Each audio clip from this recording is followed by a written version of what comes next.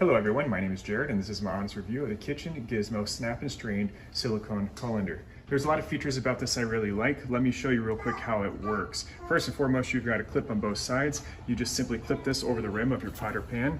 As my wife is doing now, you can see it very quickly installs.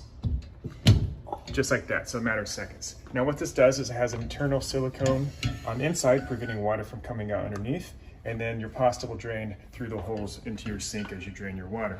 So we're gonna head to our sink real quick, and we're gonna do it. And as you see, she's gonna tilt the pot over. Pasta stays in the pot as the water easily drains out into the sink, no problems whatsoever. I love the fact that this comes out securing your pasta or whatever you're cooking. But look at this, very easy to use, worked fantastically. This right here, this lip right here works in case you are draining water, just helps give it a little bit more leverage. And then this can be put into your dishwasher for easy cleaning, and this can be used on pots and pans up to 450 degrees.